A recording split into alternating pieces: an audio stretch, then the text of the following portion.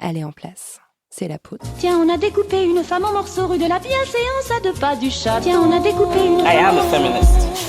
Je vous obsède avec une Je ne constance me suis pas conduit qui appelle quand même l'admiration. d'une façon conforme à ce qu'on attend d'une jeune fille d'abord et d'une femme ensuite. I'm sorry that I didn't become the world's first black classic pianist. Je crois qu'une femme qui existe dans son temps, à l'intérieur de son temps, n'a pas d'époque, elle marque son époque. Bienvenue dans La Poudre, une conversation intime, profonde, avec des femmes artistes, activistes, politiques, des femmes inspirantes, des femmes puissantes. Comment sont-elles devenues femmes ? Contre quoi ont-elles résisté ? Que crient-elles ? Que rêvent-elles ? Que lisent-elles ? Je suis Lorraine Bastide et aujourd'hui, je reçois Aïssa Maïga. Le féminisme n'a pas le droit de créer un entre-soi. Le féminisme n'a pas tellement droit à l'erreur. Je ne sais pas vous, mais moi, j'attends encore. J'attends qu'en France, un mouvement comparable à MeToo aux États-Unis s'empare de l'industrie du cinéma. J'attends que des voix de femmes s'élèvent pour dénoncer les pratiques sexistes dans ce milieu encore très largement dominé par des hommes.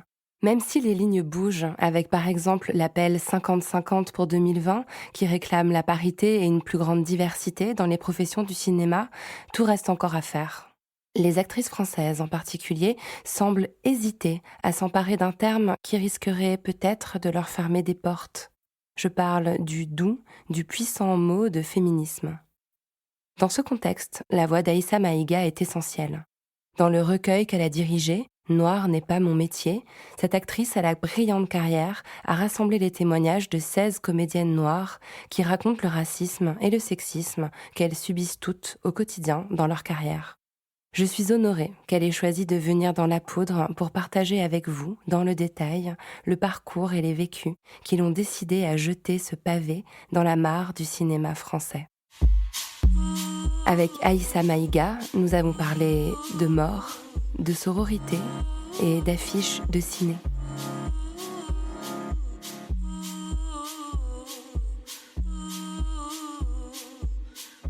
Aïssa Maïga, vous êtes comédienne. Vous avez tourné au cinéma avec les plus grands réalisateurs français, de Michael Haneke à Michel Gondry. Vous êtes adorée d'un cinéma intellectuel, engagé. Vous êtes par exemple l'héroïne de Bamako, d'Abderrahmane Sissako, qui vous a valu une nomination au César en 2007. Vous êtes aussi adorée du grand public, que vous avez marqué dans des films populaires comme Les Poupées Russes de Cédric Klapisch ou récemment Bienvenue à Marly-Gaumont de Julien Rambaldi. Alors oui, je ne cite que des noms de réalisateurs masculins, ça m'écorche un peu la bouche, mais nous plongeons avec vous les deux pieds dans l'univers du cinéma. Un milieu très sexué, où la prédation des hommes de pouvoir sur les femmes commence tout juste à être révélée, surtout de l'autre côté de l'Atlantique. Vous êtes la première actrice que je reçois dans La Poudre, Aïssa Maïga.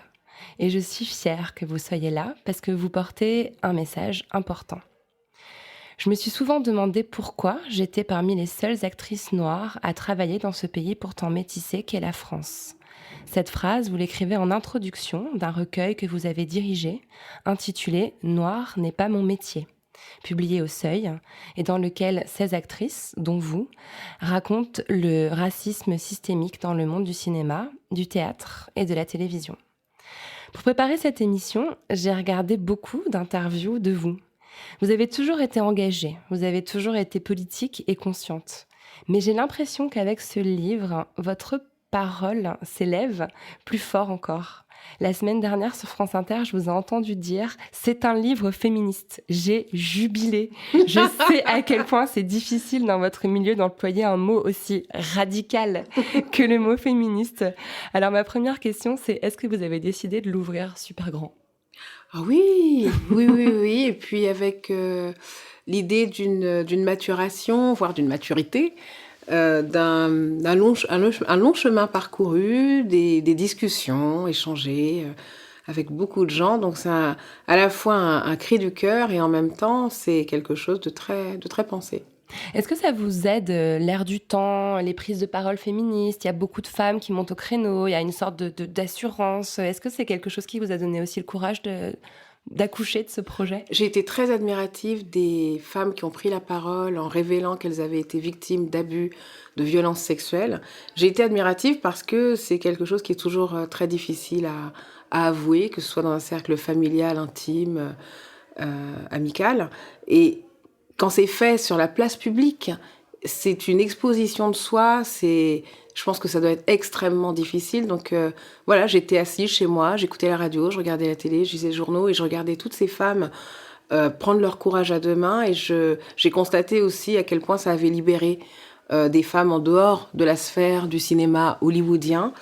Et cette notion d'exemplarité entre femmes, elle n'est pas très loin de celle de la notion de sororité.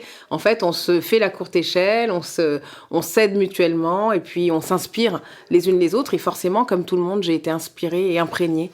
J'ai absorbé l'air du temps et j'imagine que écrire... De toute façon, j'ai jamais pensé à ça à part cette année. Donc voilà, je peux pas tellement faire de projection même dans le passé. Mais... c'est sûr que ça aide. Il y a une maturité, en fait, de votre expérience qui a rencontré aussi peut-être une maturité de l'époque, en quelque sorte.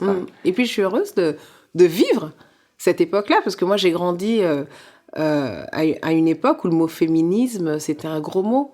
Et où moi-même, je me souviens, ado, c'était un mot péjoratif. On pensait aux chiennes de garde. Il y avait tout un lexique très négatif qui entourait la notion du droit des femmes, en fait, la défense du droit des femmes.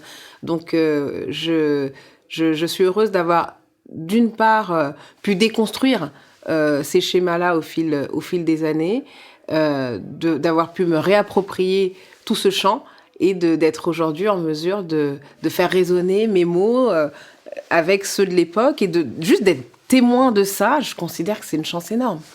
Et l'accueil réservé au livre, il est chaleureux, je trouve. Hein. Mais il est extraordinaire, honnêtement. Moi, on a écrit ça vraiment dans notre coin.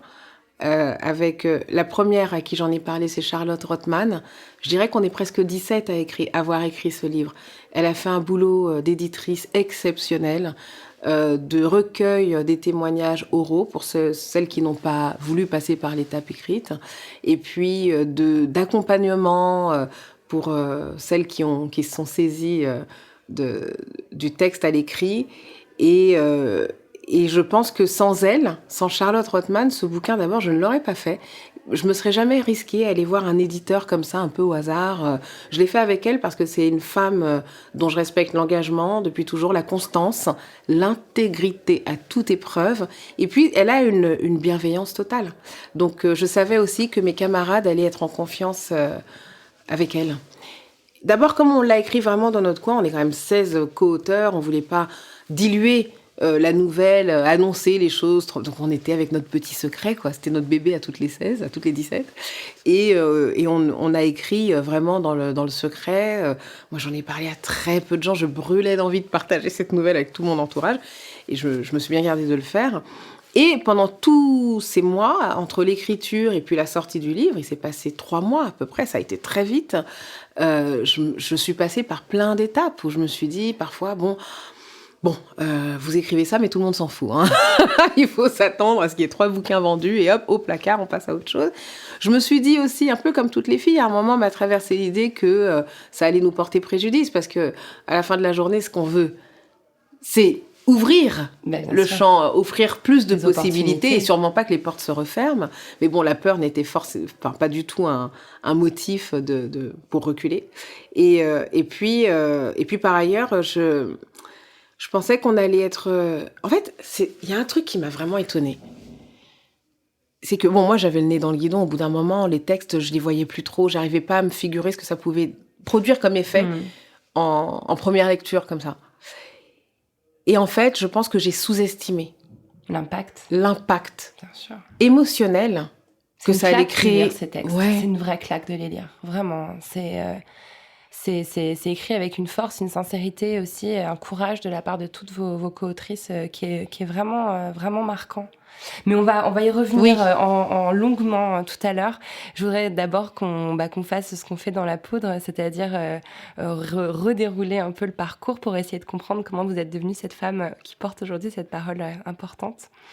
Donc vous avez passé les toutes premières années de votre vie à Dakar, au Sénégal, et vous dites souvent que vous n'en avez aucun souvenir. Oui, c'est vrai. En fait, j'ai quelques images qui ressemblent à des images de rêve, donc qui n'ont pas tellement de logique. Et puis, en fait, je suis partie, j'avais 4 ans et demi, donc c'est vraiment le moment où les tout premiers souvenirs arrivent. Et je pense que j'ai vécu quand même un choc émotionnel lié au déplacement, à la nouveauté, puis lié au fait que ma mère est restée au Sénégal et que je suis venue avec mon père, avec lequel j'avais pas habité avant. Donc, pour une enfant, je pense que c'est comme une reprogrammation, quoi. Donc, je pense que quelque part, je suis née à 4 ans et demi. Il y a une rupture dans votre enfance. Oui. Donc voilà, à 4 ans et demi, vous arrivez donc avec votre papa qui donc s'occupe de vous après la séparation de vos parents. Il était journaliste. Vous installez à Fresnes, où vous vivez jusqu'à l'âge de 9 ans. Alors, c'était comment de grandir à Fresnes ? Ah, c'était bien. C'était bien parce que j'habitais dans une petite résidence qui s'appelait Air et Soleil. Ça fait rêver. Et Programme c'était parfait. des petits immeubles de 4 étages à peu près, avec un grand jardin au milieu qui était évidemment notre terrain de jeu. Je dis notre parce qu'on était vraiment une bande de gamins, de gamines. On a grandi tous ensemble. Et c'était... moi, j'adorais l'école, j'adorais être avec mes amis. J'étais une enfant plutôt gaie. Alors, je voulais savoir, la question que je pose toujours dans La Poudre, c'est comment on vous parlait quand vous étiez petite. Et en même temps, j'ai découvert que vous avez eu tellement de sources d'éducation entre votre père, mais aussi vous parlez souvent d'une grand-mère adoptive vietnamienne, d'un oncle et d'une tante qui vous ont aussi beaucoup élevé, de certains modèles que vous avez aussi au Mali, la famille de votre père. Donc finalement, on vous parlait, j'ai l'impression, sur beaucoup de modes différents. Oui, alors justement, ça c'est un truc, je pourrais en faire des sketchs à l'infini, hein, parce que donc à l'école, par exemple, tous les enseignants étaient françaises, et ils nous parlaient avec cet accent, cette façon qu'on a parler aux enfants. Pour moi, c'était vraiment le monde français, quoi. Et puis à la maison, c'était pas sucré, hein, comme ça dans les voix. C'était va me chercher ci, fais ça, lève-toi, fais ta. Il y a une façon de s'adresser aux enfants après le sevrage, quoi. Une fois qu'ils sont capables qu'ils sont capables d'un peu d'autonomie, qui est très différente, enfin, dans ce que j'ai vécu. Et puis je voyais la différence entre chez mes copines, Ophélie, Stéphanie. Ça fait bien le petit ton un peu pointu. C'est ça. À la maison, c'était complètement différent. Et moi, quand mes copines se faisaient gronder, je trouvais que c'était vraiment nul, quoi. Un peu léger. Oui, c'était très, très, très light. Et oui, il y a une notion d'autorité, en fait, dans les familles africaines, et puis de respect des anciens. L'enfant n'est pas roi, a priori. Bon, il y a toujours des exceptions, mais c'était un schéma très, très, très difficile. Et puis, ayant grandi dans plusieurs foyers familiaux, avec plusieurs influences, je voyais bien que le monde était multiple, quoi. C'était un truc... Je me le disais pas comme ça, évidemment, j'étais une enfant, mais c'était l'évidence, c'était là. C'est quand même d'une richesse incroyable. D'ailleurs, dans le livre, quand vous écrivez votre parcours, ce qui vous a amené à devenir comédienne, il y a cette phrase que je trouve très belle. « J'ai été nourrie au lait d'adultes multiples. Il faut un village pour élever un enfant. » Donc vous désignez aussi toutes les cultures qu'on vous a transmises, une culture tantôt musulmane, tantôt chrétienne, tantôt laïque et socialiste, tantôt féministe. Enfin, c'est quand même incroyable d'avoir un tel panel, une telle largeur de vue quand on est petite comme ça. C'est une chance incroyable. C'est une chance parce que en fait, ça relativise beaucoup la place des parents.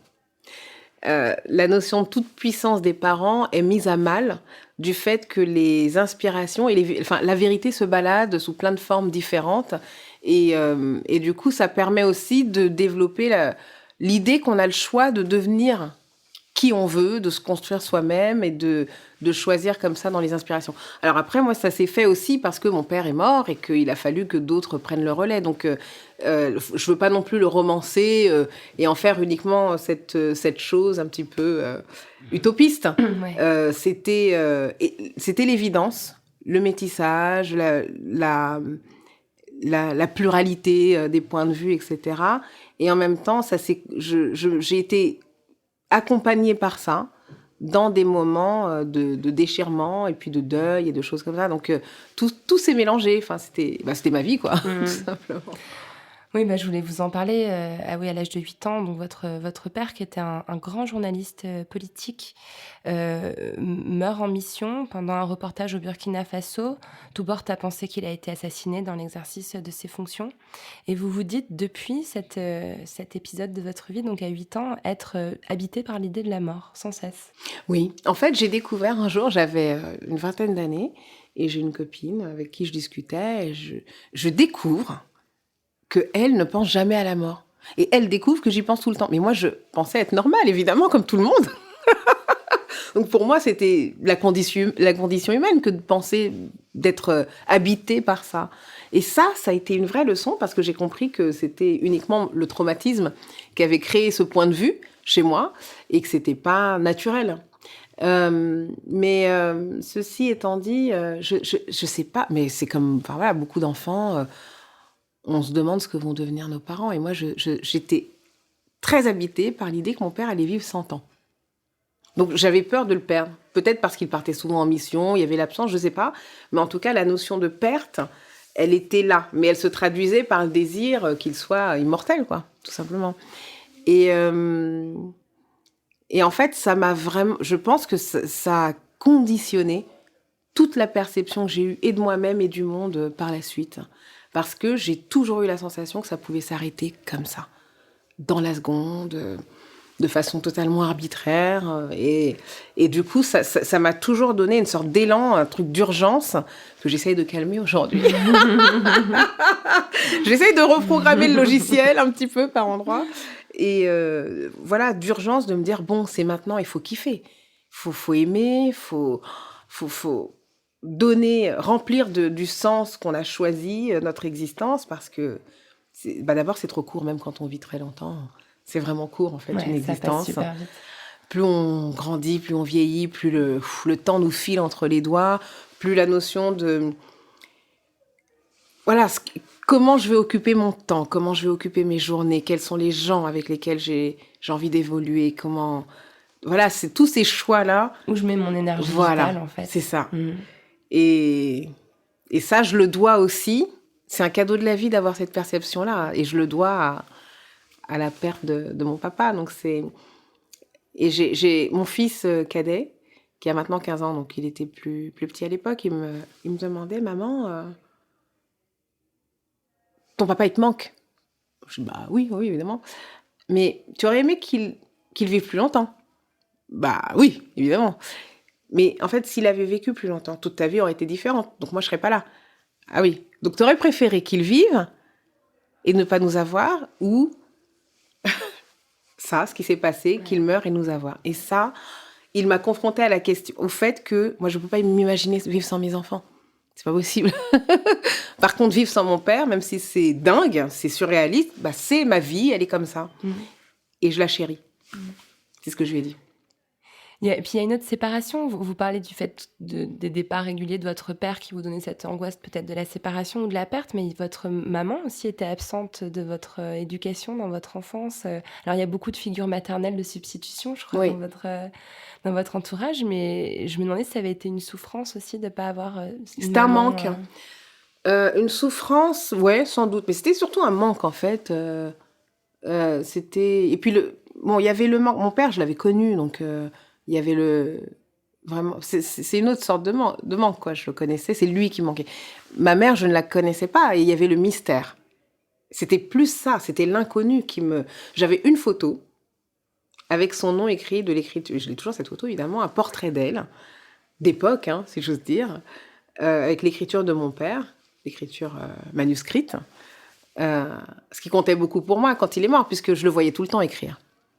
Il avait son dictaphone qu'il posait à la maison. Il se mettait dans la cuisine, sur la table en formica. Moi, j'étais dans le salon. Il y avait, peut-être dans l'ordre, je ne suis pas sûre, Candy, comment ça s'appelle, Capitaine Flamme. Et donc, je voyais toujours mon père écrire. Et donc, j'ai vécu avec cette photo-là. Et puis, l'idée qu'un jour, j'allais la retrouver, ce qui s'est produit. Vous l'avez retrouvée? Elle m'a retrouvée, mais j'avais 17 ans. Donc, Et ça a été comment, ce moment? Ah, c'est quelque chose que je ne vais pas partager ici. Ok. Parce que c'est de l'ordre des retrouvailles qui durent très longtemps. Parce que c'est dur de se retrouver. J'imagine. Vraiment. Ouais. Avec un gouffre entre 4 et 17 ans, c'est Ouais. énorme. C'est une Donc, vie. voilà, c'est toute une existence. Donc, c'est quelque chose dont je ne suis pas capable de parler, d'articuler comme ça en dehors de la sphère intime, évidemment, mais parce que c'est work in progress. Je comprends parfaitement. Bah, Mais ceci justement, dit, j'ai beaucoup d'amis dans mon entourage qui sont en work in progress avec des parents qui les ont élevés. ah bah, je crois qu'en fait, c'est un peu l'histoire de la vie, c'est ça, d'arriver à aller au bout du work in progress avec ses parents, en fait, c'est le défi. Complètement d'accord. Ouais. Alors, bah justement, à 17 ans, vous aviez déjà croisé votre vocation, celle de la comédie, grâce à une prof de français qui s'appelle Daisy Faye, qui vous fait monter sur les planches à 14 ans. Alors, je vais un peu accélérer parce qu'on a beaucoup Oui. de choses à se dire toutes les deux, mais j'ai lu qu'à 19 ans, vous avez participé à un projet artistique au Zimbabwe, qui avait l'air Oui. quelque chose de très ambitieux, autour du théâtre. Et je me demandais si vous étiez... Alors, ça s'appelait Le Royaume du Passage d'Éric Clouet. Est-ce que vous vous souvenez de la jeune femme que vous étiez Oui. alors, des rêves que vous aviez? Comment vous imaginiez la suite de votre vie? D'abord, je ne pouvais pas m'imaginer faire autre chose que ça. J'ai cherché, mais j'avais du mal. J'étais terrorisée par l'idée de faire le même travail toute ma vie, d'être dans une routine et de subir une hiérarchie. C'était vraiment quelque chose qui m'était insupportable.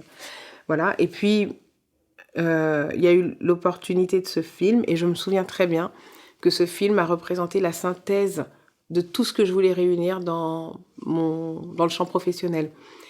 Donc ça s'appelle Le Royaume du Passage d'Éric Clouet, et c'était une sorte de déambulation assez libre à travers les âges, les siècles du continent africain, à travers sa créativité, depuis les cavernes jusqu'au rap. Et donc on a beaucoup travaillé avec une troupe des townships au Zimbabwe, et donc ils avaient mon âge. On avait 18 ans, 17, 18, 20 ans. Et c'était des jeunes qui étaient issus d'un ghetto, quoi, et qui faisaient du théâtre d'intervention. Donc, ils écrivaient leurs textes, et c'était des prises de position politiques, sociales, comme on en connaît en Afrique du Sud, quoi. Ce théâtre-là qui a une vitalité, une urgence incroyable. Et du coup, j'ai vu sous mes yeux des gens qui étaient dans une forme artistique très aboutie, parce qu'ils étaient à la fois chanteurs, danseurs, acrobates, ils faisaient du karaté, ils se réveillaient à 5h du matin. C'était dingue. Et c'était Fame en version township. C'était fou. Ça devait être dingue. Ah, c'était magnifique. Et en même temps, il y avait cette notion d'engagement, le fait d'interpeller le public, le pouvoir, d'être dans l'idée qu'on pouvait, à travers l'art, faire bouger les lignes. Et je me suis dit, voilà, c'est ce que je veux faire. C'est ça. Ça a été une évidence, en fait. C'est ce qui m'a convaincue que j'avais fait le bon choix en voulant devenir actrice. Je me suis dit, en fait, c'est possible. Et je voulais aussi faire du divertissement. Et voilà, j'étais pas obsédée uniquement par l'idée de l'engagement, hein. Mais c'était une notion qui était importante. Et je me souviens que j'avais besoin de sortir de l'anonymat. C'était vraiment un besoin, comme une névrose, hein, j'imagine. Parce qu'on peut vivre sans, n'est-ce pas? Tout à fait. Mais ouais, je pense que j'avais besoin de me dire j'existe, et pour moi j'existe, c'était ça. Vous êtes devenue femme ou vous l'êtes de naissance? J'ai été femme très très tôt, hein. D'abord, je pense qu'il y a quand même quelque chose de l'ordre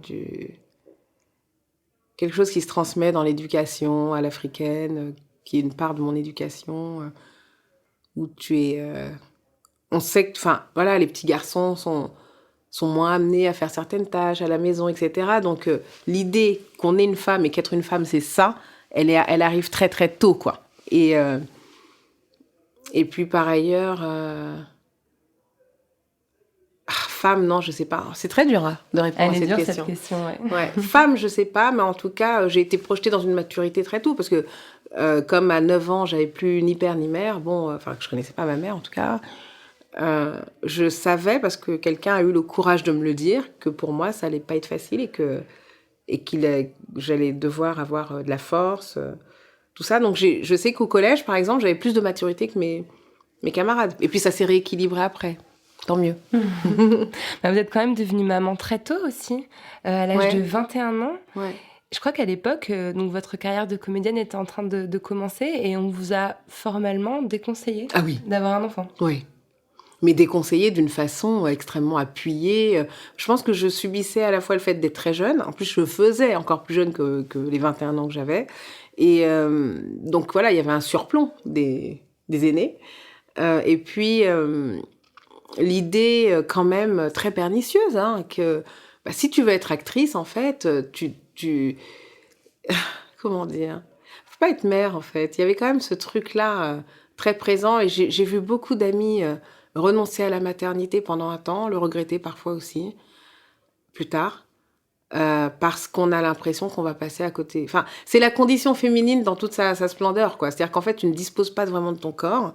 Il faut qu'il appartienne aux autres, au regard des autres. Et puis en plus, avoir un enfant, ça veut dire avoir des bâtons dans les roues. Moi, j'ai jamais compris cette notion. Mes enfants ne m'ont jamais empêché de... Mais ce sont des enfants, comment? C'est leur donner beaucoup trop de puissance. Ils m'ont jamais empêché de faire quoi que ce soit. J'ai fait mes choix. Je suis pas quelqu'un qui se sacrifie. Voilà, c'est comme une sorte d'ensemble cohérent, voilà, ils sont là et je fais mon métier et tout va bien, quoi. Mais je me souviens avoir beaucoup pleuré, avoir ressenti une solitude et puis surtout, pour moi, c'était impossible. Je veux dire, je suis pour le droit à l'avortement, mais quand c'est un choix presque contraint, forcé, C'est pas possible. Voilà. Et puis mon fils est né et il a mis tout le monde d'accord. Il a réglé l'histoire. Voilà. Alors, c'est le moment que j'ai choisi pour vous poser la question rituelle de la poudre. Comment vous entendez-vous avec votre utérus, Aïssa Maïga? On va bien. On va bien, on avance ensemble. C'est drôle parce que je pense que comment dire, je me sens libérée, en fait, par rapport à cette question-là, parce que l'éducation, qu'elle soit occidentale ou africaine, est vraiment emplie de culpabilité, quoi. Les femmes, dès que t'as tes règles, tu vois, il y a beaucoup de copines qui se sont pris une tarte dans la figure. Ah oui, c'est vrai, ça, c'est juste dingue, quand même. Bien sûr. Et puis, moi, j'ai aussi beaucoup d'amis, moi, j'ai pas subi ça, hein, mais qui, quand elles ont commencé à avoir une vie sexuelle, ont rencontré leur chemin, hein. Leurs parents, je veux dire, sur leur chemin, avec des paroles qui sont extrêmement blessantes. Elles étaient traitées comme des traînées, comme des malpropres. Bon, moi, j'ai pas subi ça du tout. Mais pour autant, je pense que même la notion de plaisir féminin, seul ou à deux, c'est des choses qui nous ont été inculquées de la mauvaise manière, quoi.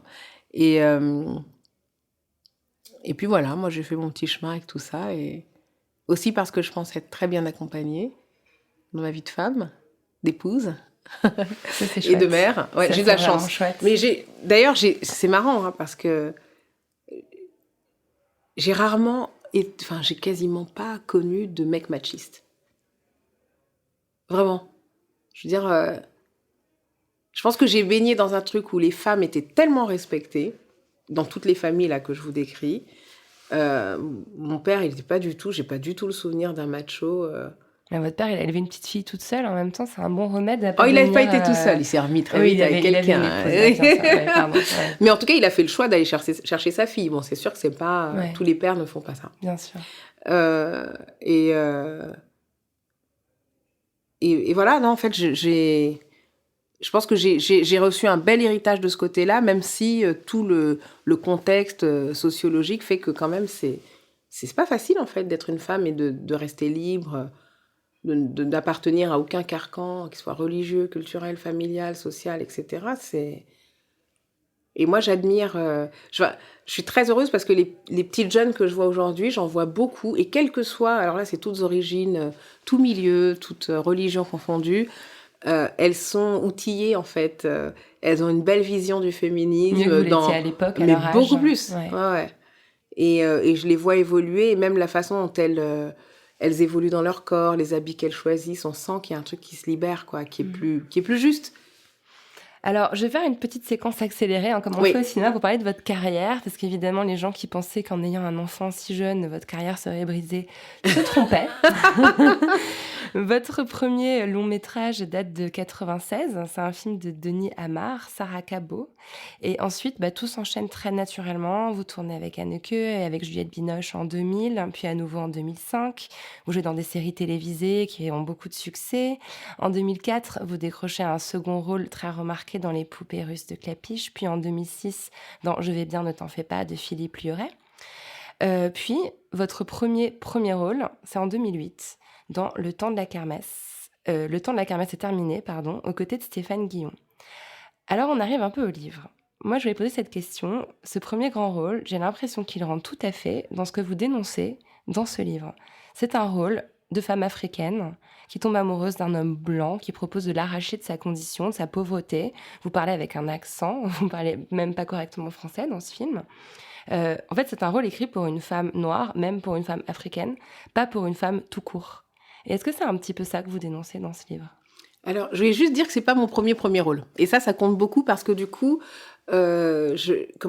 psychologiquement, je pense que j'arrive pas du tout dans les mêmes dispositions, puisque j'ai déjà un Vous avez déjà une carrière importante derrière vous. Oui, à ce moment-là. je donne juste 2-3 exemples, même si je suis très mauvaise là-dedans. Non, mais au contraire, Alain Tanner, Jonas et Lila, ça, Oui, j'avais bien tourné en sûr. 99. Ouais. Voyage à Ouaga ou d'autres. Enfin, j'avais Vous déjà. aviez déjà un nom Oui, fait. Vous j'avais étiez déjà. un visage Enfin, reconnu, non, je sais pas, mais en tout cas, j'avais déjà eu en charge des premiers rôles dans des films. Et ça, c'est très important parce que j'ai déjà l'expérience qui fait que je peux tenir tête. Enfin, je peux Et vous protéger. assumer certaines Ouais. situations. Mais moi, j'avais à cœur de revoir parce Ouais. que voilà, j'avais pas vu tous vos films, j'en avais Oui. évidemment vu certains. Et je me suis dit, je regardais parce que c'est apparemment son Ouais. premier premier grand rôle important. Et je suis tombée sur ce film, je me suis dit, mais merde, c'est hallucinant quand même. Enfin, quand on sait à quel point, en plus, vous avez aussi un amour du mot. D'ailleurs, vous avez une très belle plume. Et dans ce film, vous prononcez très peu de mots, finalement. Enfin, Ouais. je sais pas, moi, ça m'a quelque chose qui m'a interpellée, qui m'a rappelé ce que j'avais lu dans le livre, c'est-à-dire ce côté, il y a des rôles écrits pour des femmes noires Ouais. et pas des rôles de femmes qu'on propose à des femmes noires. Ouais. En fait, ce film, je l'ai accepté pour plusieurs raisons. D'abord, parce que le réalisateur avait un discours que je trouvais très intéressant sur la place du blanc, la figure, vraiment pour le coup, du blanc en Afrique occidentale, donc dans les anciennes colonies. Et donc, c'était l'histoire de cet homme qui arrivait, qui traversait un village, qui allait d'un point A à un point B, on ne savait pas trop quoi, mais qui était plus ou moins dans un business. Et sa voiture tombe en panne, et c'est un village qui se trouve sur le bord de la route. Et sur le bord de la route, il y a des hommes qui sont là pour travailler. Donc là, c'est l'aubaine, voilà, il faut réparer une voiture, etc. C'est le moyen de se faire un peu d'argent. Et il y a cette femme qui veut partir en Occident parce que c'est le seul moyen qu'elle a de pouvoir subvenir aux besoins de sa famille. Et donc, le truc était renversé dans le scénario à un moment. C'était ces personnages-là qui trouvaient une voie, etc., etc. Ça, c'est le discours. Et il faut se méfier parfois du discours. Et l'autre raison qui avait fait que j'avais accepté, c'était le casting. Au départ, c'était... comment il s'appelle Poulvord, qui devait jouer ce rôle. Ouais. Et donc, je me suis dit, il a un truc tellement à part C'est vrai. qu'il va apporter une absurdité. L'absurdité de la situation qui est décrite, donc de ce blanc qui s'embourbe dans ce village, et de ces noirs africains qui vont essayer de tirer parti de cette situation comme ils peuvent, ça, tout va prendre une ampleur, etc. Stéphane Guillon ne fait plus le film. Benoît Poulvord ne fait plus le film, et c'est Stéphane Guillon. Et je me dis, tiens, on va y arriver. Et en fait, je pense que nous n'avons pas réussi. Ouais. Et que le metteur en scène était un réalisateur de documentaire, qu'il a été, je crois, et je le dis avec sans mépris, mais qu'il a été un peu dépassé par le fait d'avoir des acteurs en face de lui. C'était difficile. Et qu'en fait, tous les écueils n'ont pas pu être évités. Et alors, je voulais revenir aussi sur un autre truc, c'est que... Alors moi, mon objectif, c'est pas de jouer des rôles qui ne soient pas des rôles de noirs, et puis des rôles qui soient que des rôles d'occidental. Moi, j'ai très envie, parce que vu l'éducation que j'ai eue, vous voyez ce que je veux dire, j'ai été amenée à être très, imprégnée par certaines figures de ma famille. Et dans ces figures-là, il y en a qui parlent très mal le français. Et qui sont des figures qui, moi, m'émeuvent, pas que pour ça, mais pour aussi d'autres raisons. Et c'est aussi ces femmes-là qui sont sans voix, que j'ai envie d'incarner à l'écran. Mais ce film-là en est un mauvais exemple parce qu'on n'a pas réussi, encore une fois, à... C'est un drôle de métier quand Ouais. même, le cinéma, hein. Il y a tellement de paramètres, il y a tellement... Même je vous voyais dans les interviews, quand on vous demande de donner votre avis sur un scénario, sur un réalisateur, c'est à la délicat. fois... on vous demande d'avoir un avis extrêmement affermi sur des choses qui vont de toute façon vous échapper au final. Je me suis vraiment dit que c'était un drôle de métier, qu'il fallait être sacrément solide et bien ancré pour avoir la carrière que vous avez eue dans ce milieu-là. Il faut être bien ancré, ça je le suis, et puis avoir une vision de soi au-delà de la situation. D'ailleurs, c'est marrant, ça enchaîne bien avec la question suivante. Dans une de vos interviews, vous parlez d'une amie comédienne qui s'appelle Félicité Ouassi, Oui. qui vous a donné un jour ce conseil, tu sais, c'est sur la durée. Et je me demandais en quoi cette phrase, que vous avez, je crois, citée au moins 2-3 fois en interview, vous avez aidé. J'étais allée voir Félicité, ça faisait peut-être 2 ans que j'étais comédienne vraiment, et puis ça faisait peut-être 1 an que je n'avais eu aucun casting. Et pourtant, mes copines, qui étaient blanches, avaient des castings quasiment toutes les semaines. Enfin, je veux dire, quand on a 20 ans, en général, voilà, c'est comme ça qu'on commence, on passe casting sur casting. Et puis parfois, j'y allais quand même. Je forçais un petit peu la porte, et puis parfois, j'étais désespérée, parce que je me disais, j'en ai marre qu'on me regarde comme si je n'appartenais pas à cette planète. Et puis un jour, j'ai un casting, c'est un rôle de prostituée. Mais puis en plus, c'est un rôle naze. Et puis dans la même semaine, j'ai un deuxième casting. Alors pendant 1 an, j'ai rien eu. Un rôle de prostituée. Et là, je me dis, mais c'est pas possible, je vais pas y arriver en fait. Et 2 ans avant, j'étais au Zimbabwe avec ces gens qui faisaient du théâtre d'intervention, qui étaient dans une force, mais tu t'asseyais dans la salle, t'en prenais plein la figure, c'était dingue quoi. Et là, je me disais, mais c'est pas pour ça que j'ai choisi ce métier. Et donc, je vois Félicité Ouassi, qui avait été remarquée dans Black Micmac auparavant, et qui est une actrice de théâtre incroyable. Enfin, c'est une actrice magnifique. Et donc, je lui avais parlé, moi j'étais hyper vénère, hein. Vraiment, je rigolais pas du tout, quoi. J'étais chez elle, et je me souviens qu'elle fumait ses clopes comme ça. Elle me regardait avec ce petit air de celle qui sait.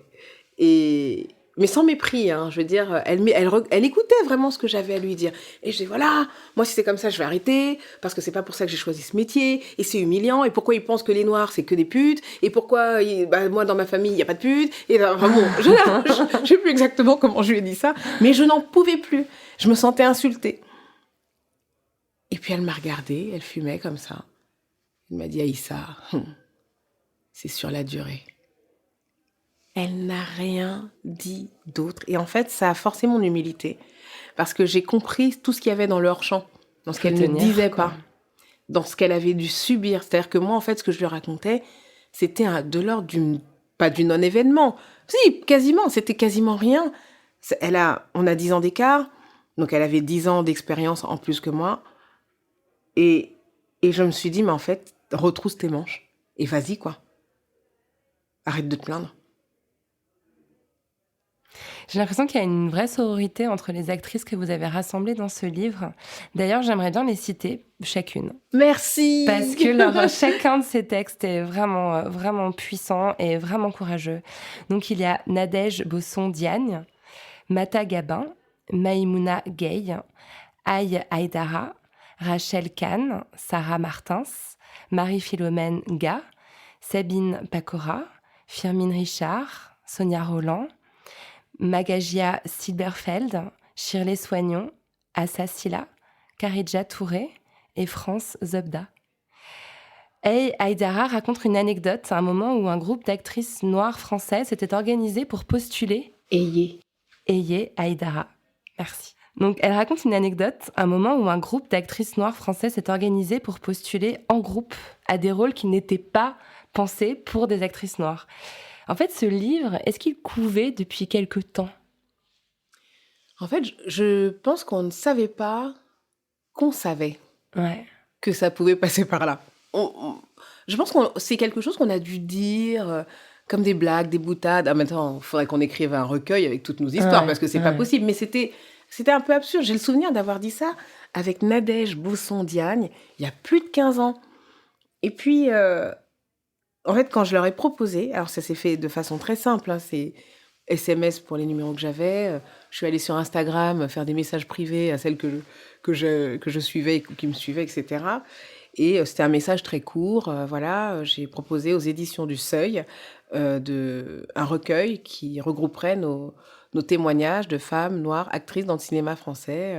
Est-ce que ça te dit un truc aussi simple que ça? Et elles ont eu des réponses. Mais ça a été fulgurant. Et en fait, on était prêtes. Tout le monde a fait genre, mais oui. Bah oui. Ouais, bah oui. Bah ça sent, en fait, les anecdotes qui sont racontées, on sent que c'est mûri, en fait. Ça vient pas de nulle part, Oui. ce qu'elle raconte. Et c'est un truc que je voulais garder pour la fin, mais je le dis maintenant. Oui. Moi, je trouve que votre démarche, elle est journalistique. Ah bon? Bah Elle va ouais. me faire pleurer. Ah ouais, ça vous fait pleurer Bah quand oui. je dis ça?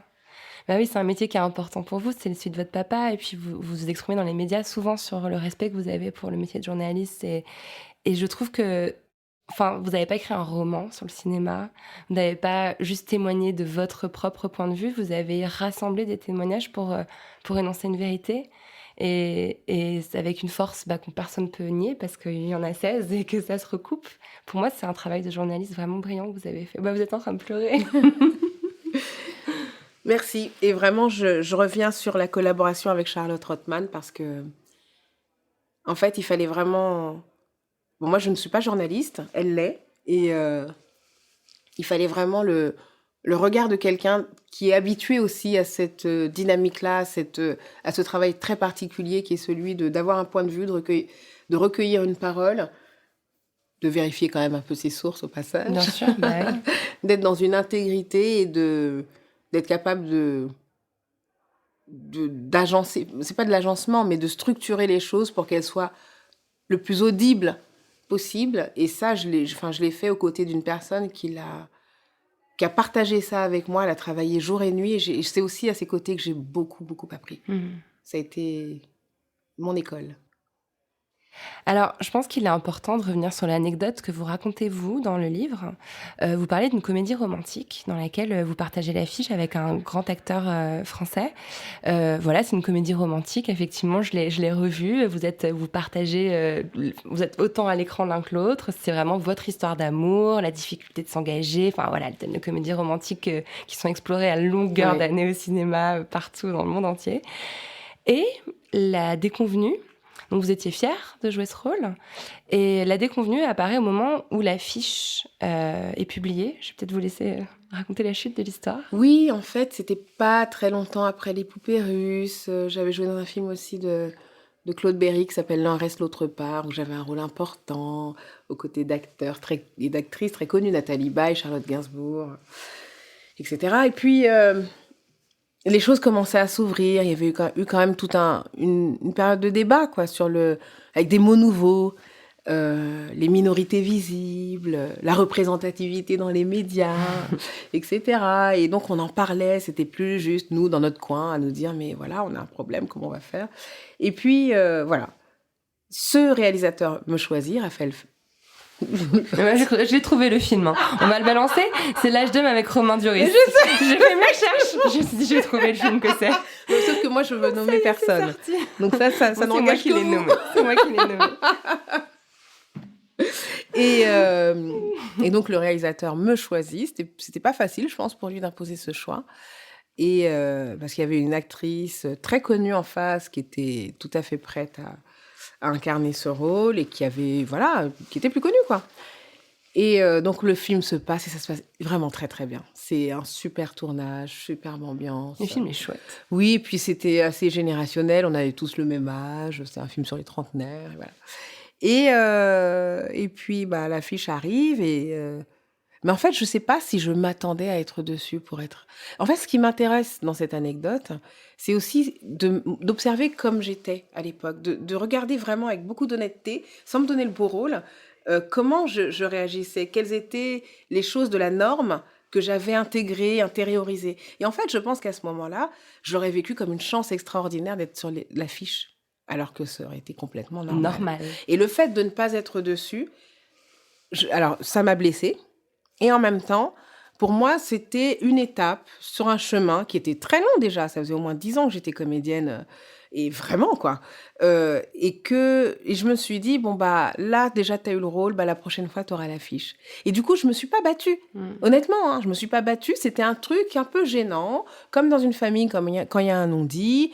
on est à table, on passe Noël, personne n'a vraiment le courage de mettre le dossier sur la table, parce qu'on se dit, bon, en même temps, ça va, on va arrive pas quand gâcher même, l'ambiance. on va pas gâcher l'ambiance, etc. Et puis donc, le film est sorti comme ça, j'avais mon nom en grand, et je me rappelle que c'est ça qui m'a quand même un peu réparée. Je me suis dit, bon, bah écoute, ça va quand même. Par contre, dans mon entourage, notamment amical, j'ai des amis qui étaient révoltés. Mais qui n'étaient pas révoltés sur le thème « Ils t'ont pas mise parce que t'es noire ».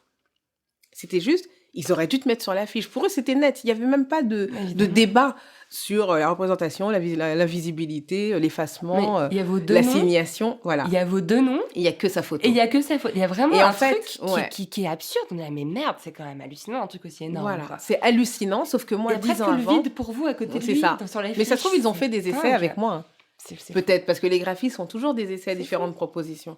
Alors, Donc peut-être qu'il y a eu des... On pourrait retrouver l'affiche, celle qui n'avait pas été retenue. Et en fait, 10 ans avant ça, on m'expliquait, on me le disait droit dans les yeux, qu'on ne pouvait pas me mettre sur l'affiche, que c'était pas possible. on parce vous l'a que... déjà dit Ah, mais textuellement. bien sûr, mais plein de fois. Enfin, c'était pas... Parce que ça vend pas, c'est ça un Oui, truc ça comme vend pas, le public ne suit pas, ça va... Les gens ils vont se dire, ah, un film avec des noirs, ils vont pas y aller. Et en même temps, dans les mêmes salles de ciné, il pouvait y avoir Will Smith qui cartonnait, et ça ne dérangeait pas. Non, mais ce pays, pour ça, est incroyable. Moi, je veux dire, la nature humaine me passionne. C'est mon métier que d'explorer l'âme humaine. Je suis comédienne, ok ? Mais l'âme de la France, à l'échelle d'un pays, c'est aussi un truc qui me passionne parce que l'être humain est fait de contradictions et ce pays est fait d'énormes contradictions. Et parfois, ces contradictions lui pètent à la figure. Mais continue à pas les voir. Alors, c'est le déni total. Et je dois dire que, en fait, quand on a commencé à écrire le livre, j'étais tombée par hasard, chez moi, en rangeant des documents, sur un texte que j'ai écrit il y a 20 ans, dans lequel j'écrivais, je vois pas pourquoi je devrais jouer que tel type de rôle et pourquoi tels autres je pourrais pas les jouer. Mon métier, c'est ça, ça, ça. Pourquoi ? Parce que je suis noire. Voilà. Et j'ai dit à Charlotte Rothman, écoute, si le texte que j'ai écrit l'année dernière devient le prologue, peut-être que ma contribution, ce sera ce texte d'il y a 20 ans. Elle me dit, oui, pourquoi pas. Je dis, écoute, franchement, tu vas voir, il est incroyable. Je n'ai jamais remis la main sur ce texte. Il a disparu. Jusqu'à aujourd'hui, je n'ai jamais... Mais ça m'a rendu dingue. J'ai retourné ma maison dans tous les sens. Je ne sais pas ce que j'en ai fait. Donc, peut-être qu'un jour, je retomberai dessus. Peut-être que je l'ai jeté dans un... Je sais pas. Et du coup, j'ai dû commencer à me creuser la tête parce que j'ai passé 3 semaines à chercher ce truc-là. À essayer de retrouver les mots. À essayer de retrouver exactement. Et au bout d'un moment, je me suis dit, bon, bah... De toute façon, tu n'as plus le choix. Tu es acculé, il te reste 1 semaine pour rendre ton texte. Tu es obligé d'écrire. Mais le problème, c'est que moi, j'avais lu les contributions des unes et des autres. Donc, je savais que tel et tel et tel et tel sujet central, je n'allais pas l'aborder. Donc, par élimination, il me restait quasiment que cette anecdote, que cette histoire. Et je ne voulais pas la raconter parce que je ne la trouvais pas assez forte. Alors pour dire, pourtant... c'est-à-dire qu'encore aujourd'hui, c'est-à-dire que le truc, je l'ai pas en fait digéré. Ouais. Je pense que c'est le fait de l'avoir porté. C'est comme quand on est chez le psy et que parfois on raconte un truc, machin, et puis d'un coup, on réalise l'énormité de ce qu'on est en train de dire. Donc ouais, ce livre aura eu une vertu thérapeutique. Un peu thérapeutique, ouais. Pour remettre les choses à leur place. C'est intéressant parce que chacune d'entre vous, en fait, a apporté, alors évidemment, des choses qui se recoupent, qu'on retrouve d'un témoignage à l'autre. Moi, je voulais parler aussi de la lettre de Firmin Richard, qui est un peu l'autre anomalie du cinéma français, parce qu'elle a une carrière grande et belle, comparable à la vôtre. Alors, c'est intéressant parce qu'elle a un point de vue un peu plus modéré. Oui. Par exemple, elle dit que jouer le rôle d'une gouvernante dans 8 femmes de François Ozon, c'est pas un problème parce que c'est un vrai rôle avec une profondeur, avec une subtilité. Elle parle aussi du cinéma qui reflète une certaine réalité sociale. Voilà, il y a beaucoup d'infirmières noires, donc c'est aussi pour ça qu'elle a des rôles d'infirmières noires, bien souvent. Par contre, elle termine en parlant d'argent. Et elle parle d'une comédie où un rôle équivalent, à notoriété équivalente, une actrice blanche qui jouait à ses côtés, était payée 5 fois plus qu'elle. Et là, c'est vraiment délirant. Enfin, la réalité est là. Les actrices noires sont aussi moins bien payées que les actrices blanches. Vous savez, ce qui est intéressant, c'est que Firmin...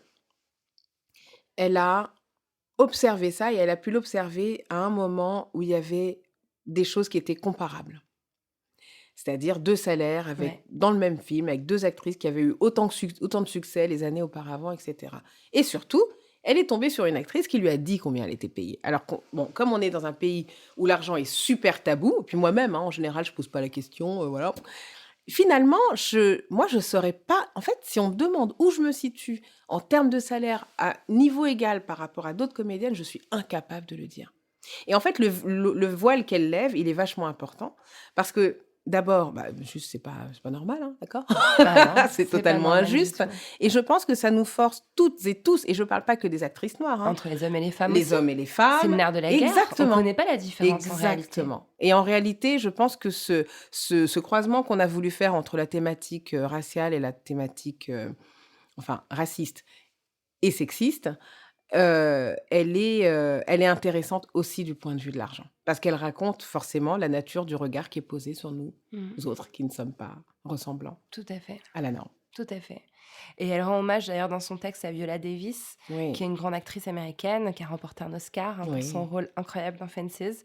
Et elle l'a dit dans une cérémonie, je crois que c'était aux Emmy Awards, peut-être que je me trompe, mais en tout cas qu'elle avait constaté, elle aussi, une différence de salaire importante entre elle et d'autres actrices de sa génération, comme Meryl Streep ou Sigourney Weaver. Faut le dire, et c'est important. Votre démarche est vraiment courageuse. Vous en avez parlé au début de l'émission. Voilà, vous attendiez pas à avoir un tel accueil. Vous avez même eu peur que ça vous ferme des portes. Moi, j'ai l'impression qu'il y a vraiment une omerta très forte dans le milieu du cinéma, que je découvre comme un milieu très conservateur, très patriarcal. Ça, c'est dit.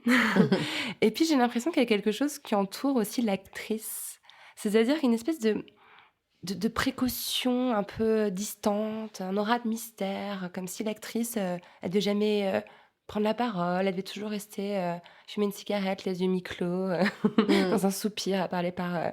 Non mais c'est vrai, j'ai cette impression-là qu'on crée ça autour des actrices en France. Est-ce que vous avez ce sentiment, vous aussi? D'une certaine façon, oui. On n'a plus tellement de modèles de femmes engagées dans le cinéma français. On en a un petit peu, mais ils ne sont pas tellement valorisés, je pense. Et du coup, je pense que ce que ça raconte, c'est qu'on est toujours dans l'idée de la passivité de la femme. Lorsqu'elle est actrice, encore plus, la muse, qui est censée apparaître grâce au regard d'autrui, un homme, qui n'est pas censé produire d'efforts, elle n'est pas censée travailler, son corps doit se suffire à lui-même pour lui apporter toute son aura. Enfin, c'est vrai qu'il y a quelque chose comme ça qui est hyper rétrograde, qui moi ne me fait pas du tout rêver. J'ai plutôt envie de prendre les choses en main et dans la plus grande détente, avec le sourire et avec tous mes camarades, hommes et femmes du métier. J'ai regardé des films donc de vous, préparer l'émission, et vous êtes tellement belle. Merci. Mais c'est hallucinant. J'arrête de me dire, mais qu'est-ce qu'elle est belle, cette meuf. Mais qu'est-ce qu'elle est belle. C'est quand même ouf d'être aussi belle. Et je me suis dit, vous êtes quand même célébrée pour ça. On vous le dit, on vous choisit souvent, pas que évidemment, mais pour votre beauté dans des rôles. Et ça fait quoi de vivre en sachant que notre beauté est un atout aussi important dans notre carrière, dans notre vie? Est-ce qu'on a peur de la perdre? Pardon, ça c'est une question bizarre. Ouais, en fait, je pense qu'il faut vraiment que je rende hommage à l'éducation que j'ai reçue. Moi, dans ma famille, on m'a jamais dit « Oh, t'es belle ». Enfin, c'est vraiment un truc que le mot n'existait même pas chez moi. Non, t'as fait tes devoirs. Est-ce que tu as travaillé? Bon, est-ce que t'as rangé ta chambre? T'as participé aux travaux de la maison? Mais l'important, c'était vraiment la notion de travail. Donc, je vais pas dire que c'est désagréable de s'entendre dire voilà, t'es jolie, etc. Mais ça n'a jamais été une valeur en soi. Ça ne m'a pas été inculqué comme tel. Et puis, l'autre chose, c'est que j'ai des rêves, j'ai des envies, j'ai un appétit de travail, d'élargir mes horizons. J'ai plein d'inspiration. Et aujourd'hui, il faut que j'arrive à me discipliner. Ce livre est aussi un cadeau pour moi pour ça, parce qu'il est arrivé comme une fulgurance et la maison d'édition a répondu tout de suite. Et ils nous ont imposé un rythme très rapide et le livre sort aujourd'hui. Et du coup, je me suis prouvé à moi-même que j'étais capable d'aboutir des choses dans un temps donné. C'est mon petit défi personnel. Et du coup, mon attention est portée là-dessus. Par ailleurs, par rapport à la notion de plastique, en fait. Le temps passe pour tout le monde, n'est-ce pas? Même pour les actrices, dis donc. Oui, je sais bien. C'est vraiment à ça que je faisais allusion. Voilà. Et, et dans l'éducation que j'ai reçue, il y a aussi un regard très beau qui est porté sur le fait de vieillir. Ah, mais moi, il faut voir ces Africains, enfin, Maliens en l'occurrence, prendre de l'âge et puis être dans une harmonie avec eux-mêmes. Enfin, je suis posée là. Les gens me regardent enfin avec toute la considération que je mérite. Les jeunes se plient en quatre, se courbent devant moi. On me parle avec respect, on me demande mon avis à tout bout de champ. Donc en fait, ça m'a imprégnée. Et par ailleurs, alors là, je suis un peu coupée en deux. Il y a l'éducation occidentale, Botox, crème, lifting, ne vieillissez pas, retrouvez votre jeunesse, faites disparaître ces rides. Enfin, et du coup, forcément, je suis imprégnée aussi par ça. Et à chaque fois que je me surprends devant ma glace ou autre, alors là, je me dis, non, ah non, attends, t'es en train de prendre de l'âge. Kiffe, d'abord, ça veut dire que t'es en vie.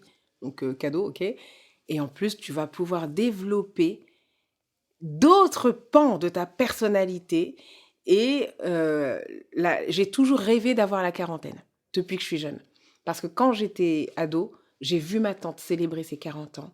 On a fait une fête et je la regardais et je me disais, j'ai envie d'être elle. Ah, génial. Et donc, j'ai été inspirée comme ça par des femmes qui, en prenant de l'âge, et moi, j'ai un amour pour mes aînées, quelles qu'elles soient, qu'on ait Firmin Richard et qu'elle aime se dire notre doyenne et qu'elle le porte comme ça, avec une classe incroyable, en assumant exactement ce qu'elle est, avec sa culture, son accent, son corps, la coiffure, les lunettes, le rouge à lèvres bleu. Elle est incroyable. Et elle offre une interprétation de l'âge qui est magnifique et qui est hyper inspirante. Et ça va au-delà de la notion de beauté, pas beauté. Je pense que ça peut aider toutes les femmes, ce que vous venez de dire. Je vous remercie. Merci.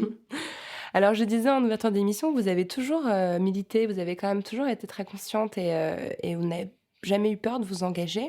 Vous aviez signé en janvier 2012 un appel intitulé « À quand une femme noire en couverture de Elle ?»